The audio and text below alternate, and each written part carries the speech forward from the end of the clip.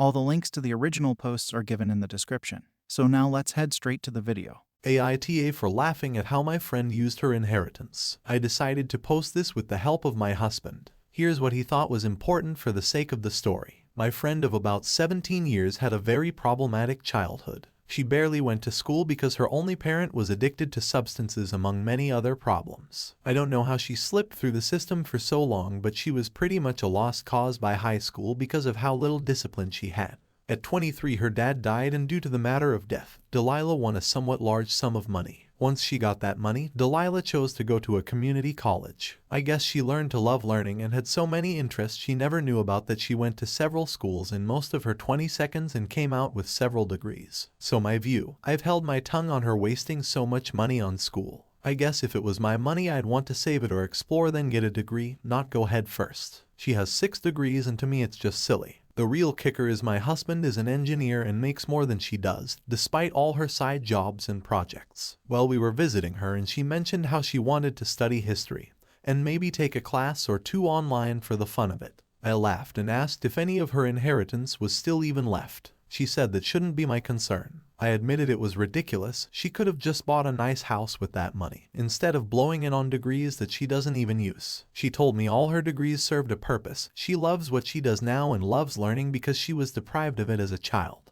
She told me she wasn't going to defend herself to someone who did not grow in a similar situation. My husband told her to calm down. After is now awkward, and I'm not sure if I need to apology or not. AITA. Now for the second story. AITA for asking my husband to not come to my prenatal appointment. Prior to my 4th prenatal appointment, my husband and I got into a fight. The fight occurred while I was describing a situation at work and got frustrated and emotional while explaining myself. My husband was questioning and challenging my interpretation of it, and I felt he was being argumentative, so I said, "You wouldn't understand.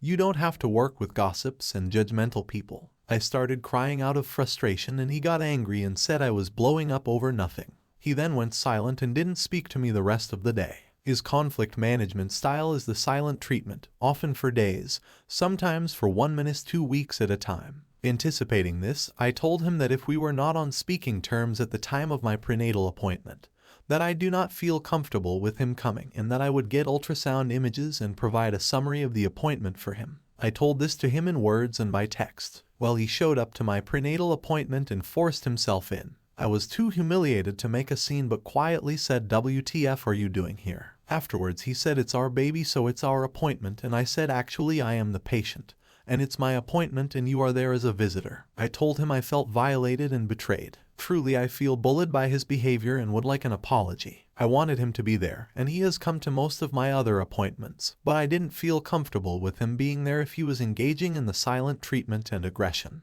He maintains that he has every right to be at my doctor's appointments whether I am okay with it or not. Editing to add a big thank you to everyone who has commented and shared their story of any similar experiences, positive or negative. I didn't expect the volume and polarity of responses this post has received. I'm reading through every comment and taking your thoughts to heart. Thank you. Second edit. I'm overwhelmed by the number of comments. I thought this post would fly under the radar. To respond to some questions, clarifications, and provide updates. My husband asked to speak with me this evening and we had a calm and productive talk. This is a quick turnaround time for him. He clarified that he did overreact and blow up over my crying due to him misunderstanding something I said, and that he did think my being upset about work was valid. I did not anticipate the amount of responses regarding my mention of the silent treatment. I now wish I didn't mention it in this particular post, though appreciate all your advice, especially the heartfelt and enlightening responses from those of you who suffered under a parent or partner, and those of you who use or have used the silent treatment yourselves. There have been a handful of instances of the silent treatment that were 1 minute 3 weeks long.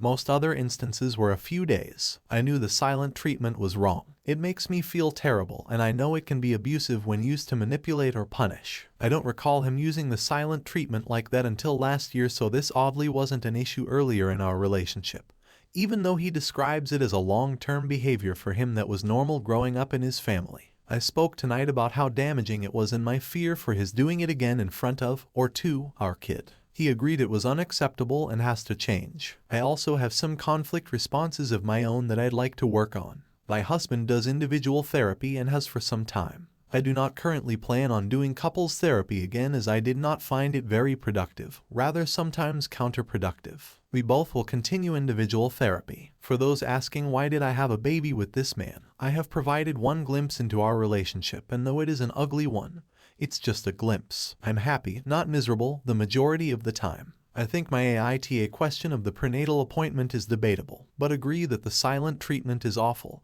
and unacceptable behavior even if it's not done maliciously. I'm pregnant now with a very wanted baby and will have worked very hard on ensuring a loving, safe, and healthy environment is provided no matter what that requires of myself or my husband. Now for the third story. AITA for making my family member and her infant leave during a wedding ceremony. My brother got married last weekend in a church and my entire extended family was there. My brother and his fiancée were adamant on the reception being child-free except for my 10-year-old cousin because she's well-behaved and one of the only children in our family right now. My cousin has an 8-month-old son that she brought with her to the area for the weekend, but she also brought a nanny to watch him while we're all at the wedding. She ended up bringing him to the ceremony at the church, which we didn't know she was going to do, then have the nanny watch him during the reception. During the ceremony, he started babbling and talking and wouldn't stop. He didn't cry or anything, but he was very loud and making disruptions. My brother's fiancée was visibly angry, but no one said anything. After it went on for about 10 minutes during the ceremony,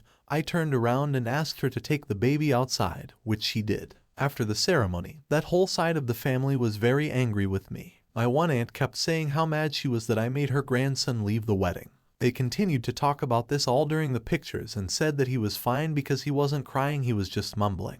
They're very family-oriented, so they were all pissed at me for a while after that. But since it was my brother and his fiancée's day, I wanted it to be perfect for them and to help them out since my now Sil was visibly very angry at the altar. AITA for making my cousin leave the ceremony with her loud kid. Edit. I really appreciate the amount of people telling me I'm a hero or the best Sil ever, really helps me justify my actions here. My family made me feel really shitty that day. My brother and Sil thanked me briefly and we moved on, so we didn't continue the drama with that side of the family. If you like the story, hit the like and don't forget to subscribe the channel, and thanks for watching.